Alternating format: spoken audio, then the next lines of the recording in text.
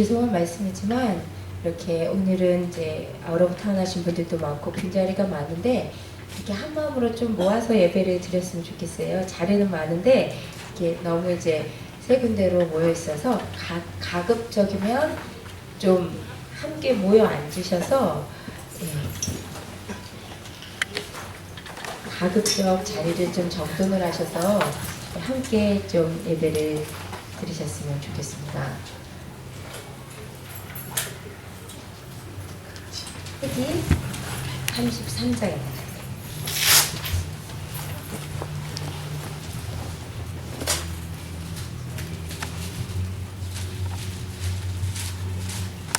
창세기 33장 전체를 다 같이 한 목소리로 읽으시겠습니다. 시작. 야곱이 눈을 들어보니 에서가 400명의 장정을 거느리고 오고 있는지라. 그의 자식들을 나누어 레아와 라헬과 두 여종에게 맡기고 여종들과 그들의 자식들은 앞에 두고 레아와 그의 자식들은 다음에 두고 라헬과 요셉은 뒤에 두고 자기는 그들 앞에서 나아가되 몸을 7번 땅에 굽히며 그의 형 에서에게 가까이 가니 에서가 달려와서 그를 맞이하여 안고 목을 어긋 맞추어 그와 입 맞추고 서로 우니라. 에서가 눈을 들어 여인들과 자식들을 보고 묻되 너와 함께한 이들은 누구냐? 야곱이 이르되 하나님이 주의 종에게 은혜로 주신 자식들이니이다. 그때 여종들이 그의 자식들과 더불어 나와 절하고 레아도 그의 자식들과 더불어 나와 절하고 그 후에 요셉이 라헬과 더불어 나와 절하니 에서가 또 이르되 내가 만난 바 이 모든 때는 무슨 까닭이냐? 야곱이 이르되 내 주께 은혜를 입으려 함이니이다. 에서가 이르되 내 동생아 내게 있는 것이 족하니 내 소유는 내게 주라. 야곱이 이르되 그렇지 아니하니이다. 내가 형님의 눈 앞에서 은혜를 입었사오면 청하건대 내 손에서 이 예물을 받으소서.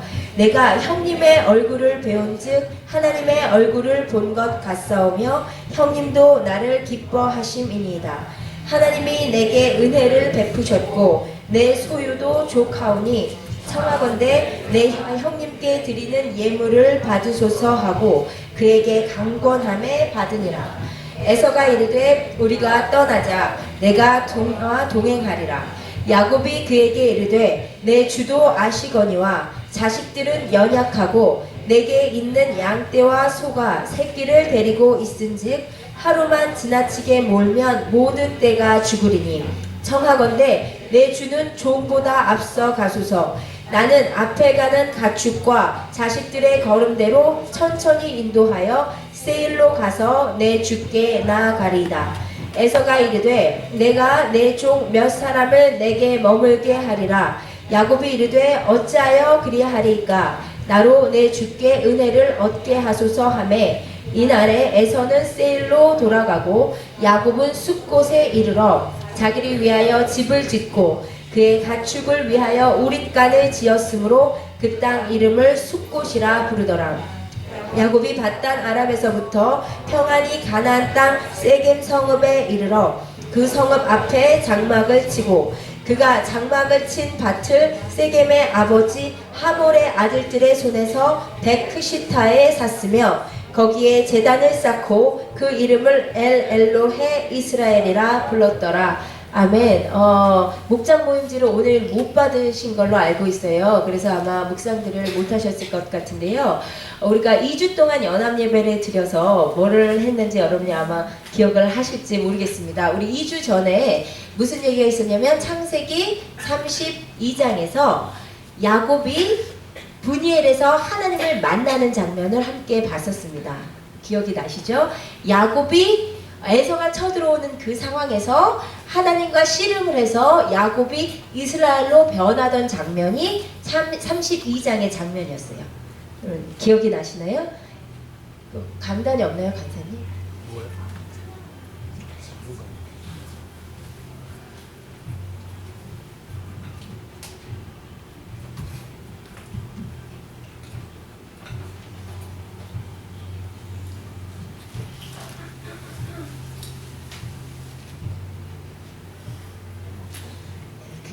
지난 시간에 했던 내용이 기억이 나시나요?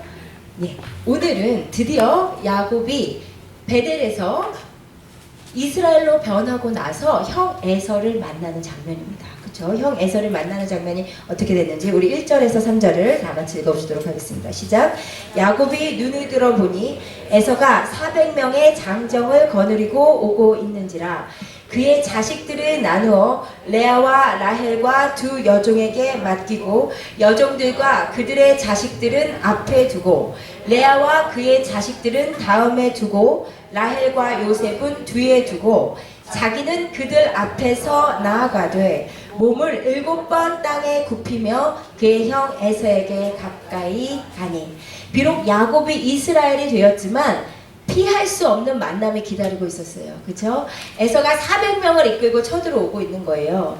그런데 에서가 이 앞에 바로 앞에 400명을 이끌고 오는 이 시점에서 야곱이 지난 장에서 분이엘에서 하나님을 만나기 전과 그 이후 오늘 에서를 만나는 태도가 굉장히 다릅니다. 혹시 뭐가 다른지 찾으신 분이 있으세요? 네? 네, 맞아요. 우리가 지난 시간에 분이엘에서 야곱이 하나님을 만나기 전에는 자기 가족들을 다 야복강을 건너게 해놓고 자기는 강을 안 건너고 있었던 상태란 말이에요. 그런데 오늘은 분이엘에서 하나님을 만나고 났더니 야곱이 그 무리에 제일 먼저 앞서서 나아갑니다. 그게 3절이잖아요. 근데 여기서 이 나아가다라는 단어는 그냥 앞으로 갔다라는 의미만이 아니라 뉘앙스가 담대하게 나아갔음을 내포하고 있는 단어예요. 그러니까 야곱이 원래는 여차하면 자기 혼자 주행랑 70보로 자기 혼자 야복강을 안 건너고 있었는데 분이엘에서 하나님을 만나기 전에는 이제 분이엘에서 하나님을 만나고 나서는 담대하게 물이 제일 앞에서 갑니다. 왜요? 어디에서 이 담대함이 나왔죠? 예, 야곱이 분이엘에서 어떤 일이 있었냐면 그 전까지는 자기의 수단과 방법으로 살던 사람이었잖아요. 자기 머리 써서 살던 사람이었잖아요. 그쵸? 야곱이 에서가 앞에 오니까 할 수 있는 수단과 방법을 나름대로 다 쓰고 그래도 간에 안 차니까 자기는 야복강을 안 건너고 있던 사람이잖아요. 그런데 야복강에서 하나님을 만났을 때 한 일은 다른 것이 아니라 자기의 수단과 방법을 하나님께 다 내려놓는 씨름이었잖아요. 그쵸? 결국은 다리 한쪽 부러지고 하나님께서 돕지 않으시면 나 안 됩니다 라고 하나님 앞에 온전히 굴복하고 순복하는 선언을 했잖아요. 야곱이. 맞죠? 그러니까 이제 에서가 앞에 있는데 이제 야곱은 손을 쓸 수 있는 게 하나도 없는 거예요. 수단과 방법을 쓸 게 하나도 없는 거예요. 그냥 이제는 하나님께 다 맡기고 하나님께서 내가 죽든지 살든지 야복강에서 그렇게 하기로 결단했기 때문에 하나님께 다 맡기기로 결단했기 때문에 이제 자기가 쓸 수단과 방법은 없지만 그냥 믿음으로 담대하게 앞으로 나아가는 모습이에요. 그게 첫 번째 달라진 점이에요.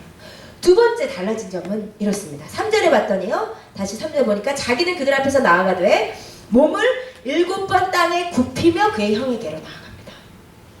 여러분 이것은 야곱이 엄청나게 달라진 점이에요. 야곱은요 분이엘에서 하나님을 만나기 전에 그의 머릿속에 있었던 생각은 딱 한 가지밖에 없었어요. 뭐냐면 어떻게 하면 형의 마음을 좀 구슬려서 내 위기를 모면해 볼까. 야곱의 관심사는 그것뿐이었어요. 어떻게 하면 형의 마음을 풀어줘서 내가 살아볼까. 그런데 야곱이 분이엘에서 하나님을 경험하고 나서 새롭게 깨달은 게 있습니다. 그게 뭐예요? 내가 형에게 정말 잘못했구나. 문제는 형이 아니고 나였구나. 하나님 앞에 그 교만과 그 고집과 그 자아가 철저히 꺾이면서 내가 죄인이구나. 내가 잘못했구나를 처음으로 야곱이 깨닫게 된 거예요. 그래서 이제 형의 앞에서 7번 몸을 굽히고 가는데 이것은 수단과 방법이 아니에요. 형의 마음을 풀어주려고 하는 게 아니에요. 정말 내가 잘못했구나. 나 때문에 형이 20년 동안이나 지옥 같은 인생을 살았구나. 내가 정말 잘못했구나 하고 정말 통회의 눈물로 7번이나 몸을 굽히며 형님 내가 정말 잘못했습니다. 형님 내가 정말 잘못했습니다. 그렇게 절을 하면서 나아가는 거예요. 이 두 가지가 분이엘에서 야곱이 하나님을 만났기 때문에 일어났던 변화예요. 그렇게 32장과의 연관선상에서 1절과 3절을 보면 야곱의 변화를 볼 수 있습니다. 그런데 대부분의 사람들은 이 1절과 3절을 해석할 때 뭐라고 해석을 하냐면 야곱이 제일 앞에 여종과 자식들을 두고 그 다음에 레아와 자식들을 두고 그 다음에 라헬과 요셉을 두잖아요. 그러니까 이것을 뭐라고 해석을 하냐면 야곱이 수단과 방법을 아직도 쓰고 있다 이렇게 해석을 해요. 그런데 여러분 생각해 보시면 그렇지가 않습니다. 만약에 야곱이 다른 식구들을 다 야복강을 건너게 하고 라헬과 요셉만 안 건너게 했다면 그것은 아직도 야곱이 수단을 쓰고 있구나 생각할 수 있어요. 그쵸? 혹은 에서가 자기랑 한 두세 명 자객 이끌고 올 경우라면 이렇게 순서대로 배치하는 것이 아직도 라헬과 요셉을 자기의 머리로 살리려는 야곱의 수단이라고 생각할 수 있어요. 그런데 지금은 그런 상황이 아니잖아요. 에서가 몇 명을 이끌고 와요? 400명을 이끌고 와요. 한두 명이 아니에요. 400명의 군대를 이끌고 와요. 당시 에서는 세일산에 있던 호리 족속을 무력으로 몰아내고 에돔 족속이 세일산을 점령했을 정도로 강력한 무기를 갖고 있었어요. 무력을 갖고 있었어요. 그 군대들이 오고 있어요. 그러니 여기에 여종의 자식들이 있고 바로 뒤에 레아의 자식들이 있고 바로 다음에 라헬과 요셉이 있는 게 별다른 다른 점이 없어요. 그냥 와서 군대 이끌고 말 이끌고 와서 다 죽여버리는데 그렇잖아요. 바로 뒤에 누가 있는지는 크게 생명을 보존하는데 관계가 없어요. 야곱이 이것을 몰랐을 리가 없어요. 야곱이 이렇게 배치하는 것은 그 다음 절에 나오듯이 에서를 존중하는 입장에서 에서에게 자기가 중요한 순서를 맨 뒤로 해서 인사를 줄지어 시키려고 대열을 정비한 것이지 어떻게 해서든 이 두 사람을 살리려고 수단과 방법을 쓰고 있는 것이 아니란 말이에요. 지금 1절과 3절에서는 야곱이 철저하게 하나님께 이제 방법이 없어요. 도망갈 두 다리도 없어요. 형은 400명을 이끌고 와요. 하나님께 그냥 철저히 의지하고 그냥 앞으로 나아가고 있는 모습이에요. 그런데 이 상황에서 어떤 일이 일어납니까? 우리 4절 다 같이 읽겠습니다. 시작. 에서가 달려와서 그를 맞이하여 안고 목을 어긋 맞추어 그와 입맞추고 서로 우니라. 어떻게 됐대요? 20년 동안이나 에서가 마음을 안 풀고 있었어요. 20년 동안이나 복수의 칼을 갈고 있었는데 야곱이 7번 몸을 굽히면서 오는 모습을 볼 때 하나님께서 그냥 에서의 마음을 감동시켜 줘 버리셨어요. 그래서 그냥 야곱을 보자마자 에서가 그 분노로 가득하던 마음이 눈 녹듯이 녹아서 그냥 가서 동생을 끌어안고 목을 어긋 맞추고 입 맞추고 서로 웁니다. 그런데 사실 이 장면은 성경을 읽는 우리 독자들로서는 굉장히 좀 싱거워요. 그쵸? 너무 쉽게 일이 풀려버리잖아요. 야곱이 얼마나 지금 고심하고 밤새 하나님과 씨름하고 다리 절고 왔는데 에서가 당연히 쳐들어올 줄 알았는데 사실은 너무나도 쉽게 둘이 화해를 하는 장면이에요. 여러분 그런데요 이 장면이 주는 중요한 시사점이 있습니다. 어떻게 하다가 에서의 마음이 그렇게 풀려버렸어요? 야곱이 분이엘에서 하나님께 하나님 에서의 마음 좀 움직여주세요. 에서 좀 변화시켜주세요 라고 기도했나요? 한마디도 그런 기도 안 했어요. 그쵸? 에서라는 말도 안 했어요. 그러면 야곱이 분이엘에서 한 행동은 뭐예요? 하나님 앞에서 자기를 깬 거예요. 그쵸?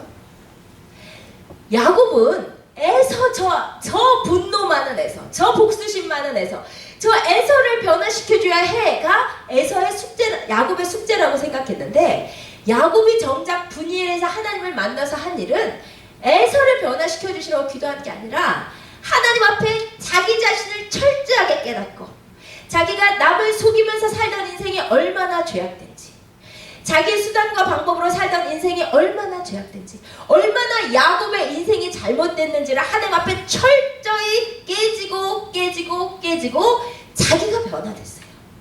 그런데 야곱이 변화되고 나니까 에서는 자동으로 변화돼 버렸다는 거예요. 여러분, 이것이 우리 믿는 자에게 주는 중요한 시사점이 있습니다. 여러분, 우리가 살다 보면 문제라는 것을 만나요. 야곱에게 있어서 에서는 인생의 가장 큰 숙제였고 풀지 못할 가장 큰 문제였어요. 우리에게도 에서와 같은 생계의 문제일 수도 있고, 자식의 문제일 수도 있고, 재정의 문제일 수도 있고, 진로의 문제일 수도 있고, 문제가 우리를 만날 때가 있어요. 그죠? 그런데 보통 우리는 문제를 닥치면 문제의 해결책만 생각해요. 어떻게 해야 이 문제를 풀까? 어떻게 해야 저 에서가 변화될까? 우리의 관심은 문제란 말이에요. 여러분, 그런데 오늘의 본문이 주는 메시지는 문제가 아니라는 거예요. 아시겠어요? 야곱에게 있어서의 문제는 에서가 아니었단 말이에요. 야곱에게 있어서의 문제는 뭐였어요? 야곱 자신이었어요. 에서는 그럼 뭐예요? 하나님께서 야곱을 자기 자신을 변화시키라고 주신 도구였을 뿐이에요. 그러니까 야곱에게 있어서 해야 될 일은 에서가 얼마나 어떻게 해도 변화되기를 기도하는 것이 아니라 문제를 통해서 자기 자신을 보고, 문제를 통해 자기 자신을 변화시키고, 문제를 통해서 하나님을 만날 때 하나님께서 문제는 자동적으로 해결시켜 주시는 거예요. 너무 싱겁게. 아시겠어요? 여러분, 우리에게 주시는 문제는요, 하나님께서 그 문제를 통해서 우리에게 하실 말씀이 있으시기 때문이에요. 절대로 뜻없이 지나가는 게 없어요. 여러분이 문제를 닥쳤었는데 뜻없이 여러분이 나름대로 여러분이 해결해서 그냥 지나친 문제라면 잘못 해결하신 거예요. 하나님께서 성도에게 문제를 주신다. 반드시 문제를 주시는 이유가 있어요. 그런데 우리는 문제를 닥치면 이 문제를 어떻게 해결하지? 어떻게 에서의 마음을 풀지? 이거에만 관심을 갖잖아요. 근데 그것은 하나님께서 문제를 주신 뜻과 상관없는 행동이란 말이에요. 그러니까 문제가 왔을 때 문제에 집중하지 마시고 문제를 주신 하나님의 뜻을 알려고 해야 돼요. 그리고 문제를 통해서 나를 변화시키면, 문제를 통해서 내가 분이엘의 하나님을 만나면 하나님께서 그 문제는 자동적으로 해결시켜 주시는 것이에요. 여러분, 그렇게 하신 여러분 되시기를 주님의 이름으로 부탁을 드립니다. 야곱은 에서가 문제인 줄 알았고 에서가 악독한 줄 알았는데 문제는 결국 자기였던 거예요. 자기가 분이엘에서 이스라엘로 변하고 나니까 에서는 눈 녹듯이 그 마음이 녹아버렸어요. 그런데 에서가 마음이 너무너무 야곱에게 막 사랑이 가다 보니까 야곱이랑 그냥 계속 같이 살고 싶은 거예요. 화해했을 뿐만 아니라. 그래서 에서가 이렇게 야곱에게 제안을 합니다. 에서의 제안 함께 읽겠습니다. 시작. 에서가 이르되 우리가 떠나자. 내가 너와 동행하리라. 아까 말씀드린 대로 에서는 이미 큰 에돔 족속을 이루어서 세일에서 최권력을 구사하면서 살고 있었어요. 그러니까 야곱에게 내가 너를 돌보아 줄게. 나와 같이 가자. 이러는 거예요. 만약에 여러분이 야곱이라면, 여러분이 야곱으로서 에서에게 그런 제안을 받으셨다면 이 상황에서 어떻게 하시겠어요? 아니, 그렇게도 강팍하던 형이 마음이 좋아져가지고 화해해줄 뿐만 아니라 나를 안 죽이는 것도 고마운데 내가 너와 너의 가족들을 다 돌봐줄게. 같이 가자. 이러는 거예요. 여러분 같으면 어떻게 하시겠어요? 네? 따라가세요. 근데 야곱은 이렇게 대답을 합니다. 야곱의 대답을 같이 읽겠습니다. 시작. 야곱이 그에게 이르되 내 주도 아시거니와 자식들은 연약하고 내게 있는 양떼와 소가 새끼를 데리고 있은즉 하루만 지나치게 몰면 모든 떼가 죽으리니 청하건대 내 주는 종보다 앞서 가소서. 나는 앞에 가는 가축과 자식들의 걸음대로 천천히 인도하여 세일로 가서 내 주께 나아가리이다. 야곱이 지금 어떻게 하고 있어요? 그 제안을 거절하고 있어요. 뭐라고 거절해요?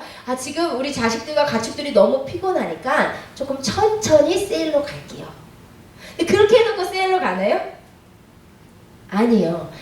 야곱이 남쪽에 있는 세일과 정반대 북쪽에 있는 숲곳으로 가고 그 이후로 다시는 에서를 찾아보지 않습니다. 에서와 야곱이 이 이후에 만나기로는 딱 하나, 이삭이 죽었을 때 장례식 때밖에 없어요. 근데 이렇게 하고는 화해하고는 절대로 다시 안 만난 거야. 야곱이 왜 그랬을까요? 엄살이죠. 라반의 손에서 나올 때는 죽을 힘을 다해 전속력으로 와놓고 형이 가자니까 우리 지금 너무 피곤하니까 천천히 갈게요. 지금 이러잖아요. 야곱이 왜 이랬을까요? 양심의 가책을 느꼈어요. 네. 또요? 한도 뼈가 부러져 보면 안다. 예, 야곱이 여기에서 에서의 뒤를 따르지 않은 것은 야곱이 영적 분별력을 가지고 분별하고 있었기 때문이에요. 뭐냐면 야곱은 에서를 너무나 잘 알아요. 에서는 어떤 사람이냐면 강팍한 사람이에요. 지금 에서가 이렇게 나를 안아주고 울어주고 나를 사랑해주는 것이 하나님께서 지금 에서의 마음을 감동시켜 주었기 때문이지 본 에서의 마음은 아니라는 것을 안단 말입니다. 근데 만약에 이 상황에서 에서가 에서의 본 마음이 나를 이렇게 사랑한다고 착각하고 따라갔다가는 어떻게 돼요? 마음 다 줘버리고 따라갔다가는 분명히 시험에 들어요. 야곱은 감동을 받은 에서를 볼 때 에서 자신을 본 것이 아니라 에서에게 역사에 주시는 하나님을 본 거예요. 그래서 에서한테 뭐라고 하냐면 형님을 배우니 하나님의 얼굴을 뵌 것 같습니다. 형님이 잘생겼다는 게 아니라 하나님께서 지금 형님에게 역사하고 있으면 내가 봅니다. 그 얘기예요. 그런데 에서가 어느 때고 마음이 변할 줄을 야곱은 너무나 잘 아는 거예요. 그러니까 여기에서 분별력을 가지고 에서에게 마음을 홀딱 벗겨서 함께 간 것이 아니라 거기에서 가기를 멈추고 숲곳으로 가기로 결정을 하는 거예요. 여러분, 이것이 우리가 사람을 대할 때 주는 중요한 메시지입니다. 여러분, 시편에 봤더니 이런 말씀이 있어요. 함께 읽어보시도록 하겠습니다. 시편 146편 읽겠습니다. 시작. 귀인들을 의지하지 말며 도울 힘이 없는 인생도 의지하지 말지니 그의 호흡이 끊어지면 흙으로 돌아가서 그날에 그의 생각이 소멸하리로다. 야곱의 하나님을 자기의 도움으로 삼으며 여호와 자기 하나님에게 자기의 소망을 두는 자는 복이 있도다. 아멘. 여러분, 우리가 만나다가 정말 우리에게 호의를 베푸는 사람을 만날 때가 있어요. 정말 우리를 사랑해주는 사람을 만날 때가 있어요. 그때 우리는 어떻게 해야 되냐면 우리도 정말 사랑해야 돼요. 여러분, 하나님께서 우리를 훈련시켜 가실 때 결국 끝은 사랑이에요. 하나님께서 사랑하게 하시고 미워하던 사람 용서하게 하시고 그 다음에는 어떻게 하시냐면 내가 조금이라도 마음이 상해 있는 사람까지 다 용서하게 하세요. 정말 우리는 사람을 사랑해야 돼요. 그런데 사랑하는 거하고 의지하는 거하고는 조금 달라요. 우리는 우리에게 잘하는 사람이건 잘 못하는 사람이건 정말 사랑해야 돼요. 예수 그리스도처럼 나의 몸처럼 사랑해야 돼요. 나에게 못되게 구는 사람 있어도 사랑해야 돼요.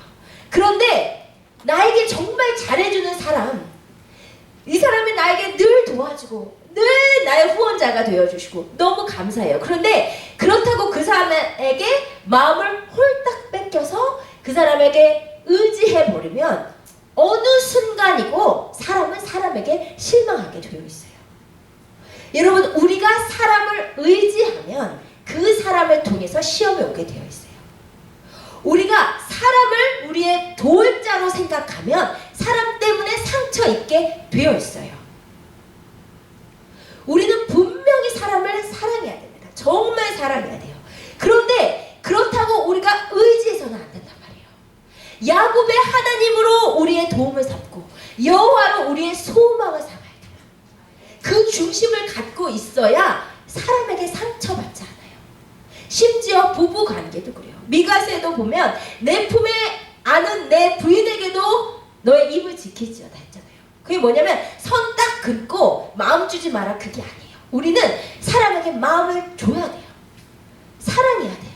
그런데 그렇다고 내가 의지하고 사랑을 기대하고 도움을 기대하다가는 시험받고 실망하게 되어 있어요. 그 누구도 완벽하지 않아요. 야곱은 그것을 분별한 거예요. 에서가 조금 시간이 지나면 은혜가 조금 떨어지기 시작하면 조금씩 그 안에서 쓴물이 다시 올라오기 시작할 것이고 다시 그 무서운 마음에 고개를 들기 시작하면 다 같이 세일로 갔다가 어떻게 되겠어요? 그러니까 거기에서 다른 길을 가기로 결정을 한 거예요. 만약에 여기서 야곱이 에서를 쫓아갔다면 에돔 족속은 이미 하나님의 영적인 축복에서 떠난 족속이기 때문에 야곱 족속과 에돔 족속이 섞이면 안 되는 거였습니다. 근데 여기에서 야곱이 아주 잘 분별을 해서 형을 먼저 보냈어요. 여기까지는 굉장히 잘했어요. 근데 그 다음이 문제예요. 여러분 지금부터 17절에서 20절을 읽어보시면서 목장 모임을 안 하셨기 때문에 야곱의 행보에 대해서 여러분이 평가를 내리셔야 되는데요. 관점은 이렇습니다. 지금 야곱에게 있어서 제일 어려웠던 문제는 에서잖아요. 그 에서의 문제가 하나님의 놀라운 강권적인 능력으로 처리되고 났어요. 그 문제가 처리되고 난 이후라는 관점을 가지고 17절에서 20절을 한번 읽어보세요. 개인적으로 1분 정도만 시간 드릴 테니까 17절부터 20절까지 읽으시고 그 야곱의 행보를 평가해 보시기 바랍니다.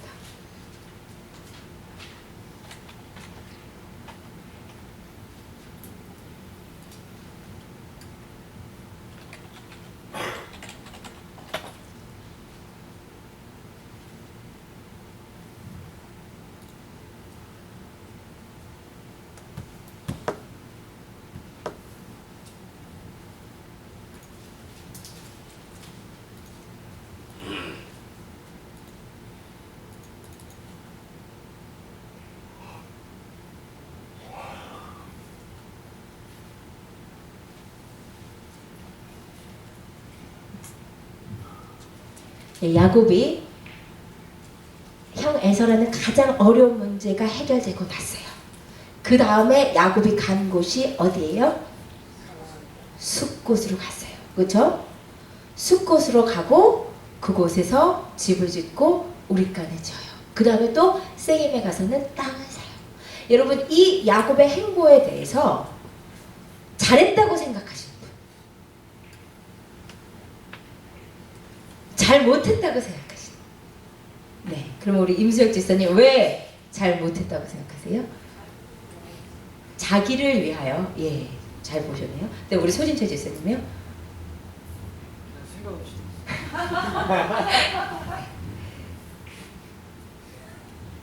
여러분 잘 생각해 보세요. 야곱이 하나님께 예전에 약속했던 게 있어요. 그쵸? 그게 뭐였어요? 우리 창세기 28장 같이 20절에서 20절 같이 읽겠습니다. 시작.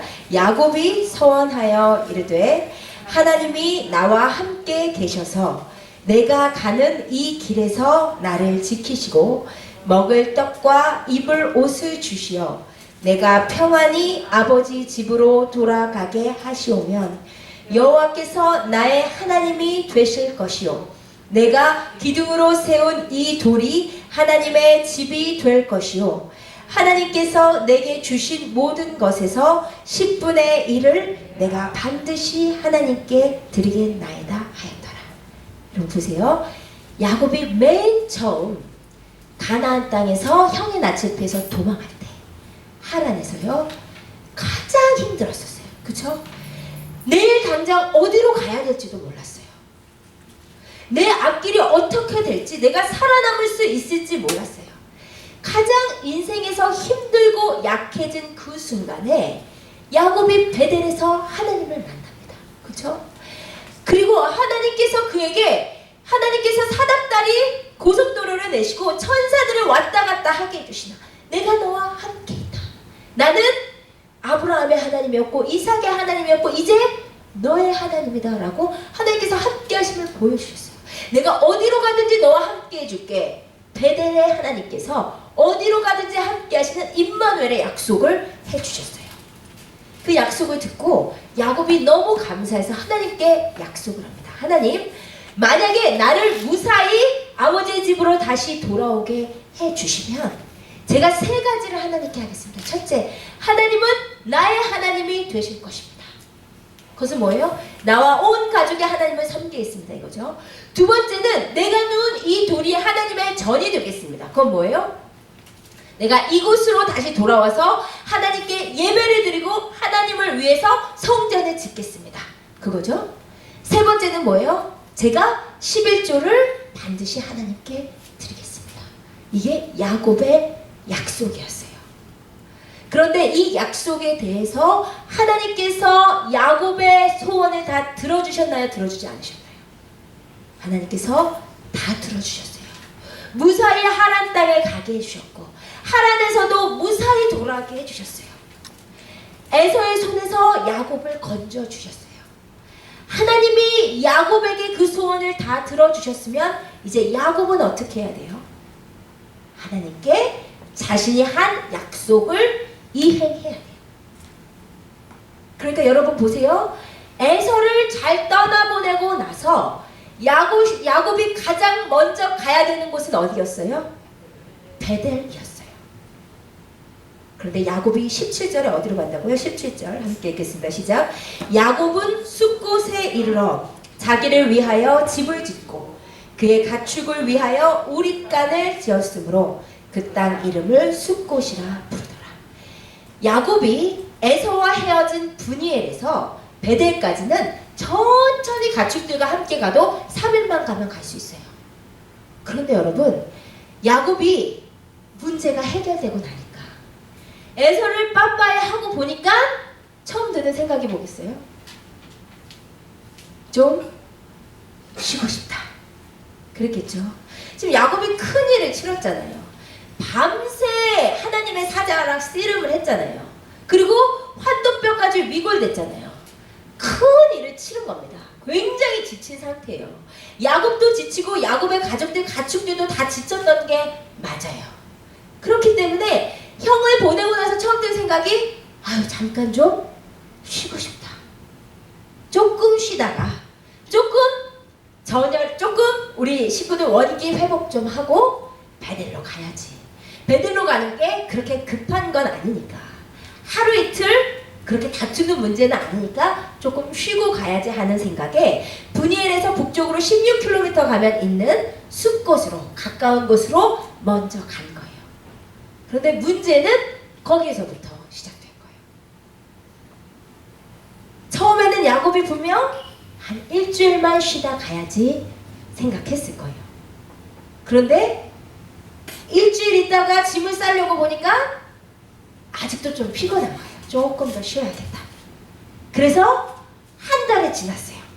한 달이 지나다 보니까 아니 가족들이 이미 여기에서 잘 곳 다 만들어 놓고 다 있을만하게 해놨는데 또 여기에서 다시 이동해 가자니 일이 너무 많은 거예요.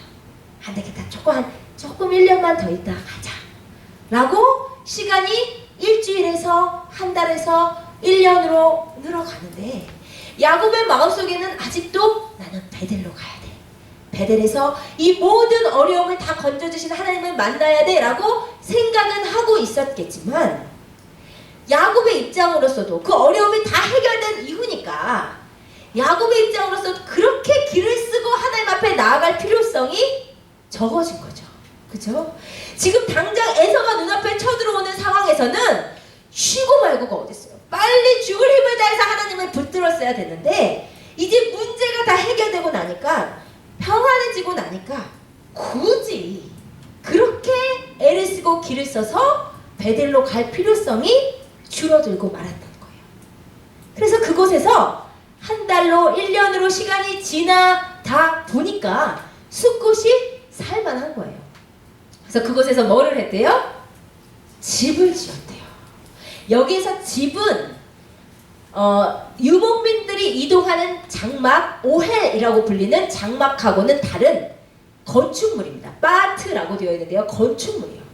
그러니까 야곱이 유목민으로서 텐트를 치고 움직이는 사람인데 텐트를 친 것이 아니고 집을 진짜로 건축을 한 거예요. 게다가 가축을 위해서는 우릿간까지 지었어요. 그럼 뭐 하겠다는 거예요? 여기에 눌러 앉겠다는 거죠. 여러분 잘 들으시기를 바랍니다. 우리는 보통 문제가 생기면 문제 자체가 굉장히 중요하다고 생각해요. 이 문제의 목을 매요. 그래서 이 문제를 해결하기 위해서 우리가 새벽 제단도 쌓고 철야 기도도 하고 작전 기도도 하고 금식 기도도 하고 문제가 있을 때 문제 해결을 위해서 기도는 다 할 수 있어요. 그런데 진짜 중요한 순간은 뭐냐면 진짜 문제는 뭐냐면 문제 이후란 말이에요. 여러분, 한국에서 젊은이들에게 제일 사고가 많이 나는 날이 언제인 줄 아세요? 수능시험 보고 난 날, 저녁이에요. 왜냐면 한국은 입시 위주의 사회이기 때문에 고등학교 3년 동안 학생들이 자고 싶은 거 절제하고 놀고 싶은 거 절제하고 공부만 열심히 한단 말이에요. 수능만. 그런데 수능시험이 딱 끝나고 나니까 세상이 다 끝난 것 같고 목표가 다 없어진 것 같고, 그러니까 그때 놀러 다니고 술 마시러 다니고 사고 치고 시험 못 본 사람은 자살하고, 그것이 수능 시험 보고 난 다음에 일어난단 말이에요. 그러니까 이 학생이 진짜 좋은 학생인지 아니면 그냥 좋은 수험생이었는지는 수능 보고 난 다음에 결정되는 거예요. 마찬가지로 여러분이 정말 하나님의 사람인지 그렇지 않은지는 문제 때는 드러나지 않습니다. 문제 때는 누구도 하나님밖에 없으니까 하나님 의지하게 되어 있어요. 근데 이 사람이 정말 하나님의 사람인지는 문제 이후에 여러분의 삶을 통해서 결정이 된단 말이에요. 야곱이 문제가 해결되고 보니까 언제나 에서는 야곱에게는 가장 힘든 문제였어요. 근데 이 문제만 해결되고 나면 살 것 같았는데, 이 문제만 해결되고 나면 그 하나님을 더 잘 섬길 것 같았는데, 문제가 해결되고 보니까 평안해지고 보니까 그 하나님 앞에 애써서 나아갈 마음이 안 생기는 거예요. 쉬고 싶은 거예요. 여유를 부리고 싶은 거예요. 근데 여러분 반드시 기억하셔야 될 것은 뭐냐면, 문제 직후의 시간은 사탄이 가장 많이 역사하는 시간입니다. 뭐라고 역사해요? 좀 쉬어도 돼. 괜찮아. 하나님이 문제 해결해 주셨잖아. 아유, 야, 너가 지금 40일째 새벽 기도를 했는데 문제 해결됐는데 하루는 괜찮아. 라고 사탄이 가장 많이 유혹하는 시기가 문제 직후란 말이에요. 여러분, 그렇기 때문에 우리는 문제 직후일수록 길을 쓰고 허리에 띠를 동이고 하나님께로 나아가야 된단 말이에요. 그러니까 야곱이 굉장히 피곤하고 힘들었던 거는 맞아요. 사실 바로 베델에 올 필요는 없었죠. 그쵸? 하루 이틀 있다가 와도 돼요. 그런데 문제는 뭐냐면 하루 이틀 있다가는 사탄의 밥이 돼버린단 말이에요. 사탄이 하루 이틀 있는 사람을 하루 이틀 만에 일어나게 안 놔둔단 말이에요. 그렇기 때문에 문제 직후일수록 여러분이 길을 쓰고 베델로 오셔야 해요. 아시겠어요? 그런데 야곱은 그때 숫곳에서 지체하다가 그곳에서 집까지 짓고 우릿간까지 짓고 살심산이 되어버렸단 말이에요. 그러다가 야곱이 살다 보니까 너무 편한 거예요. 그래서 야곱이 그냥 베델의 하나님은 저만큼 던져버리고 이 지역에서 눌러 앉을 마음으로 그 지역이 가장 살기 좋은 곳을 찾아요. 그랬더니 세겜을 찾습니다. 18절 19절 함께 읽겠습니다. 시작. 야곱이 밧단 아람에서부터 평안히 가나안 땅 세겜 성읍에 이르러 그 성읍 앞에 장막을 치고 그가 장막을 친 밭을 세겜의 아버지 하몰의 아들들의 손에서 베크시타에 샀으며, 여러분 세겜 지역은 어디냐면 당시 그쪽 지역에서 구릉지가 있는 목초지로 목축하기에 가장 좋은 곳으로 유명했어요. 그래서 나중에 요셉의 아들들도 세겜을 치러 목축하러 가잖아요. 세겜이 가장 목축하기 좋았어요. 게다가 세겜에 있던 세겜 족속들은 농경민족이어서 목축업을 하는 야곱 족속이 가서 거기서 목축업을 해서 농경민족인 세겜 족속과 물물 교환을 하면 많은 이득을 얻을 수가 있었어요. 그러니까 야곱이 보다가 보니까 이곳이 살만한데 세겜에 가면 정말 좋을 것 같은 거예요. 그래서 야곱이 세겜에 가서 거기에다가 밭을 삽니다. 여러분, 그런데 야곱이 이 밭을 산 베크시타의 돈은 누구에게 써야 돼요? 무엇으로 써야 돼요? 11조를 써야 돼요. 베델에 하나님께 약속했잖아요. 하나님 나를 평안히 돌아오게 해주시면 내가 이곳에서 11조 드릴게요. 그곳에서 전을 지어야 되잖아요. 그게 야곱이 해야 될 일이잖아요. 그런데 야곱이 베델의 하나님을 던져버리고 세겜에서 계속 사해심산으로 그곳에서 밭을 사고 재산을 아예 그곳에 정착을 해버린 거예요. 그러기를 몇 년을 했을까요? 야곱이 세겜과 숫곳에서 헛생활을 보낸 것이 몇 년이었을까요? 그러면 몇 년인지 모르시면 언제까지 그러시나요? 야곱이 언제까지 세겜에 머물러 있나요? 창세기 34장에서 디나가 강간당하는 사건까지. 여러분 보세요. 디나가 하란 땅에 나올 때가 많이 쳐도 5살에서 7살이었어요. 그런데 창세기 34장에서 강간당할 때가 15세 이상으로 봅니다. 그러니까 최소로 쳐도 7년, 많이 치면 10년 이상을 야곱이, 그 베델의 하나님을 경험한 야곱이, 그 브니엘에서 이스라엘에 된 야곱이 최소 7년에서 10년 헛짓하고 세겜에서 머물러 있었단 말이에요. 여러분 이거예요. 한 번 불순종하면 지속적인 불순종이 된다니까요. 내가 한 달 있다 가야지 했는데 마귀가 그렇게 안 놔줬다니까요. 10년이 흘렀어요. 여러분 야곱이 세겜에서 너무 편했어요. 목축이 너무 잘 돼. 목초지가 너무 좋아. 거기서 목축한 것을 세겜 족속한테 팔았더니 물물교환이 너무 잘 돼. 부가 계속 축적되는 거예요. 살기가 이렇게 편한데, 살기가 이렇게 여유로운데 뭐하러 이 여유로운 생활에 던져놓고 베델로 가냔 말이에요. 못 가요, 못 가. 여러분 기억하세요. 여러분이 브니엘에서 문제가 해결되고 나면 바로 베델로 오셔야 돼요. 거기에서 여러분이 숫곳에서 잠깐 못 가요. 숫곳에서 세겜은 갈 수 있어도 숫곳에서 베델은 못 온단 말입니다. 하나님께서 평안을 주셨을 때, 하나님께서 문제를 해결해 주셨을 때, 그때일수록 그 하나님 아버지 앞에 더 나아가는 것, 그것이 우리가 해야 될 일이란 말이에요. 여러분 그러면 야곱이 세겜에서 보낸 10년의 헛세월 동안 무슨 일이 일어나요? 야곱의 가족들이 하나님을 잘 섬기고 잘 있었나요? 여러분 10년 동안 야곱이 베델에 하나님을 던지고 10년 동안 사는 동안 그 가족이 엉망이 됩니다. 어떻게 엉망이 돼요?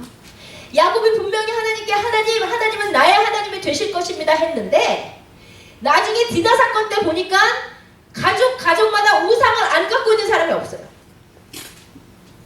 10년 동안 야곱이 하나님을 떠났더니 가족이 다 우상을 갖는 가족이 되어버렸단 말이에요.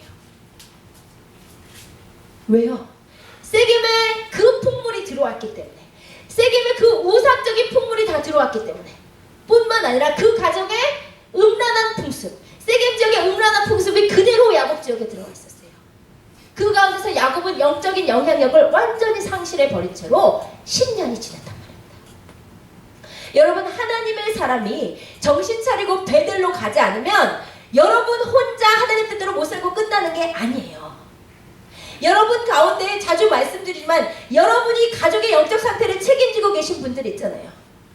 여러분이 베델로 가지 않고 숫곳이나 세겜에 머물면 여러분의 자녀들이, 여러분의 가족들이 그 안에 사탄이 마음대로 왔다 갔다 하는 가족이 되어버리고 만단 말이에요. 그 가족 전체가 우상을 갖고 있는, 어떻게 야곱의 가족이 그렇게도 우상을 많이 갖고 있었을 수 있었습니까? 그가 세겜에서 10년 동안 헛세월을 보냈기 때문이에요. 여러분 근데 정말 어려운 건 뭔지 아세요? 정말 어려운 건 20절이에요. 20절 같이 읽겠습니다. 시작. 거기에 제단을 쌓고 그 이름을 엘로헤 이스라엘이라 불렀더라. 야곱이 뭐 했대요? 거기에서도 예배는 드렸다고요. 거기에서도 하나님은 섬기고 있었다고요. 하나님을 섬겼을 뿐만 아니라 하나님은 나 이스라엘의 하나님이십니다. 엘로헤 이스라엘, 하나님 이스라엘의 하나님. 뭐예요? 하나님이 지금도 나와 함께하고 있습니다. 하나님은 나의 하나님이십니다 라고 착각 속에서 야곱이 예배를 드렸다는 것입니다.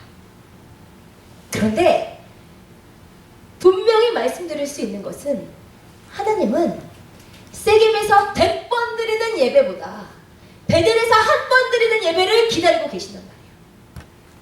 세겜에서 풍요롭고 여유롭고 문제 없어서 그곳에서 타협하면서 드리는 예배보다 하나님을 위해서 하나님을 만났던 그 가장 낮아진 그 순간으로 가서 드리는 한 번의 예배를 기다리고 계신단 말이에요.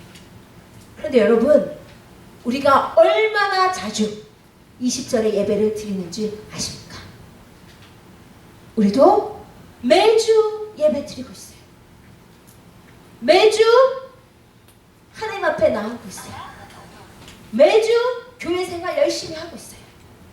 나 혼자 나름대로 기도도 하고 성경도 읽고요. 그러면서 하나님은 나의 하나님이십니다.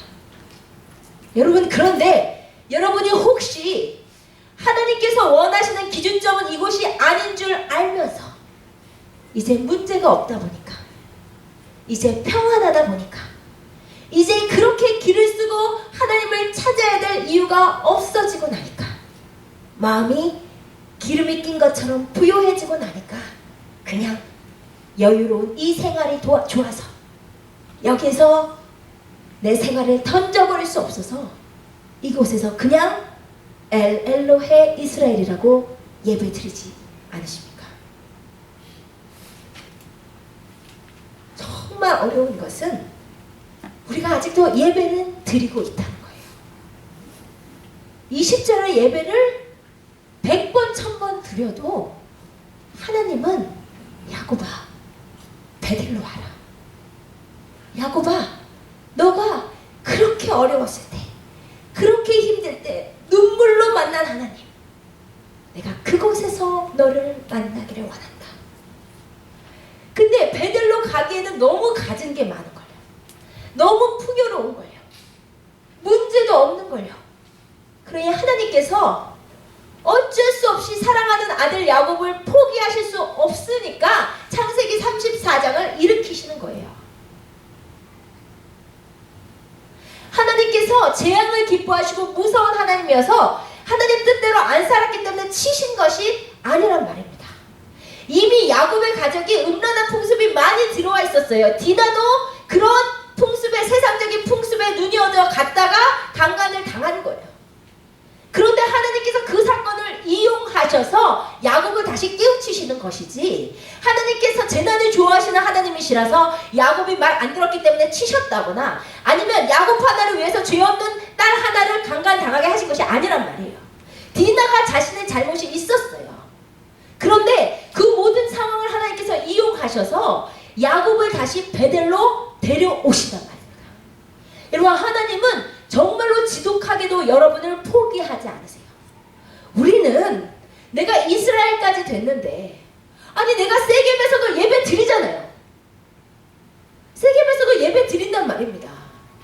세겜에서도 세겜 족속들보다는 낮게 살고 있단 말입니다. 근데 하나님은 야곱을 포기하지 않으시고 베델로 데리고 오신단 말이에요. 저는 여러분들께 도전 드리고 싶습니다. 저는 정말로 이 메시지가 우리 성도님들께 필요하다고 생각해요. 우리 가운데 어려움을 겪고 계신 분들도 많이 계시지만, 우리 가운데 또 많은 분들은 정말 어려웠던 순간을 좀 지나신 분들이 많아요.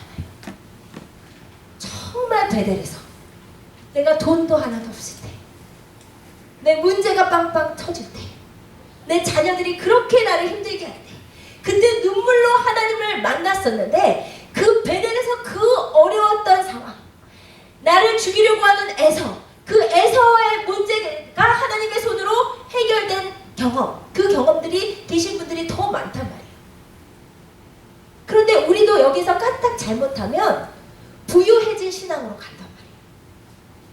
마음이 부유해진 채로 간단 말이에요. 하나님을 위해서 옛날에는 포기도 잘하고, 잠도 잘 포기하고, 돈도 잘 포기하고, 내 시간도 잘 포기했는데, 부유해지다 보니까 베델로 돌아가기는 얼마나 힘든지 아세요?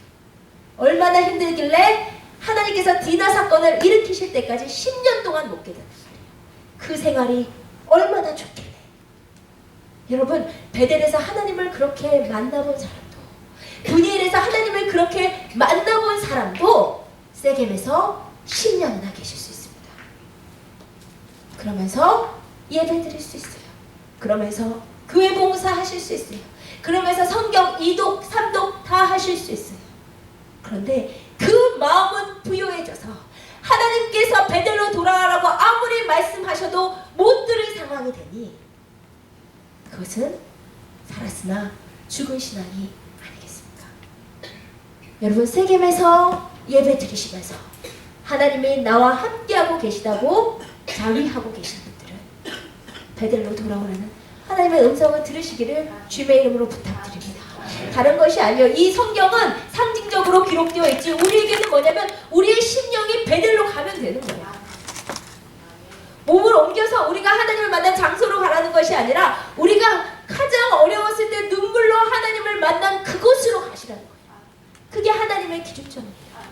여러분 가운데 내가 그렇게 어려웠을 때, 그렇게 돈도 없고 그렇게 사방으로 어려울 때 눈물로 만난 하나님, 그게 베델의 하나님이죠. 아무것도 없어서 하나님께 들을 것도 없었어요, 야곱이. 그래서 자기가 갖고 있었던 기름, 그 기름 없어지면 가다가 굶어 죽을지도 모르는데도 그 기름 하나님께 드렸었단 말이에요. 그게 베델의 신앙입니다. 그런데 야곱이 나중에 기름이 뭐예요? 재산이 너무 많아지다 보니까 그 재산 다 누가 주셨는데요? 우리간을 지을 정도로 수많은 가축은 다 누가 주셨는데요? 기름병 하나 가지고 하란 땅에 갔는데 그 많은 가축을 주시고 그 많은 가족은 누가 주셨는데요?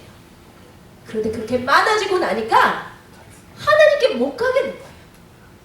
베델로 가는 그 약속도 못 지키는 거예요. 그것이 간사한 우리의 모습입니다. 하나님께서 원하시는 바는 여러분이 가장 어려웠을 때, 눈물로 하나님을 만났을 때 그 베델로 돌아가서 베델의 하나님께 서원을 이행하는 거예요. 그 베델의 하나님을 눈물로 다시 만나는 거예요. 그곳에서 드리는 예배가 하나님께 흠향되는, 하나님께서 기뻐 받으시는 예배가 되는 것입니다. 여러분 정말로 그 예배를 여러분이 들으시기를 원합니다. 우리 가운데 같은 곳에서 지금 예배드리고 있지만 여러분이 혹시 지금 세겜에서 풍요로워서 문제가 없어서 그곳에서 예배드리고 계신 분이 계시다면 여러분 일어나 베델로 가세요. 하나님의 기준점은 늘 베델이고 하나님께서 기다리시는 것은 늘 베델이에요. 여러분이 하나님을 눈물로 가장 깊이 만난 그 순간으로 돌아가셔서 예배 드릴 때 하나님께서 그 사람에게 부으시고 그 사람을 사랑으로 다시 만나시고 그 사람을 채워주심을 기억하시기를 바랍니다. 우리 다 같이 함께 일어나셔서 주께 가까이 나 이끄소서 함께 찬양하실 때 하나님, 우리 한번 눈을 감고 우리 자신을 봐주시기를 바랍니다. 여러분이 베델에서 하나님을 만났듯이 가장 여러분의 삶에서 가장 어려웠을 때, 가장 하나님을 뜨겁게 만났던 그 순간을 생각해 주시기를 바랍니다. 여러분 그 마음에서 멀리 떠나 여러분이 부해져 계시다면, 여러분이 마음이 여유로워져 계시다면, 두 손에 이제 갖게 된 것이 너무 많아서 하나님 앞에 그 뜨거운 눈물의 예배를 못 드리신다면 여러분은 세겜에 계신 것입니다. 세겜에서 집도 짓고 우리간도 짓고 세겜에서 땅도 사고 세겜에서의 삶이 풍요롭고 좋습니다. 여러분 세상의 삶이 풍요롭고 좋습니다. 세상에서 갖추면서 사는 것, 세상에서 돈 갖고 사는 것, 세상에서 여유롭게 사는 것 정말 좋은 일입니다. 근데 만약에 그 가운데서 내가 베델에서 만난 하나님이 안 계시다면 그것은 살았으나 죽은 인생임을 기억하시기를 바랍니다. 여러분이 세겜에서 계속 계시다가 하나님 만나도 될 것 같지만 하나님은 창세기 34장의 사건을 일으키셔서라도 여러분을 베델로 다시 데리고 오세요. 왜냐면 베델에 있어야 야곱이 하나님의 사람으로 살 수 있고, 베델에 있어야 야곱이 야곱답게 살 수 있고, 야곱이 이스라엘로 살 수 있기 때문입니다. 이 시간 정말 이게 제일 힘들어요. 마음이 부유해진 게 제일 힘들어요. 아무리 멋진 찬양을 불러도, 아무리 멋진 찬양을 불러도 내 마음에 감동이 없고, 아무리 내가 목을 쥐어짜는 기도를 해도 내 안에 감동이 없고, 여러분 세겜에서의 생활은 죽음보다 못한 시간인데 세겜에서의 생활은 그만큼 매력적인 만큼 그만큼 일어나기가 힘든 시간입니다. 네, 여러분 세겜에 오래 계시면 하나님이 여러분을 사랑하시기 때문에 창세기 34장이 일어날 수밖에 없어요. 그 전에 여러분 베델로 돌아가십시다. 끊임없이 돌아가십시다. 저도 끊임없이 베델로 돌아갑니다. 내가 가장 약할 때, 내가 가장 아무것도 없을 때 나를 만나주신 하나님, 그 눈물과 그 뜨거운 사랑이 우리 가운데 회복되기 원합니다. 지금 죽기 가까이 나를 끄소서 찬양하면서 베델로 함께 나가십시다. 죽게 가까이 나를 끄소서 간절히 주님만을 원합니다. 채워주소서 주의 사랑을 진정한 찬양 드릴 수 있도록 주께 가까이 나를 끄소서 주께 가까이 나를 끄소서 간절히 주님만을 원합니다. 채워주소서 주의 사랑을 진정한 찬양 드릴 수 있도록 목마른 나의 영혼, 목마른 나의 영혼 주를 부르니 나의 맘만 채워주소서. 주님만을 원합니다. 더 원합니다. 나의 맘만 채워주소. 주께 가까이 나를 끄소서 주께 가까이 나를 끄소서 간절히 주님만을 원합니다. 채워주소서 주소서 주의 사랑을 진정한 찬양 드릴 수 있도록 목마른 나의 영혼 주를 부르니 나의 맘만 채워주소서. 주님만을 원합니다. 더 원합니다. 나의 맘만 채워주소. 목마른 나의 영혼, 목마른 나의 주님을 부릅니다. 주를 부르니 나의 맘만 채워주소서. 주님만을 원함 간절히 더 원함 간절히 나의 맘만 채워주소서. 여러분 이 시간 눈을 감으신 채로 여러분 가운데 혹시 세겜의 야곱처럼 마음이 하나님께 부하여지고 마음이 야곱처럼 감동을 잃었다고 생각되시는 심령을 한번 손을 들어주시기를 바랍니다. 여러분 그러면 여러분 손을 드신 그 상태로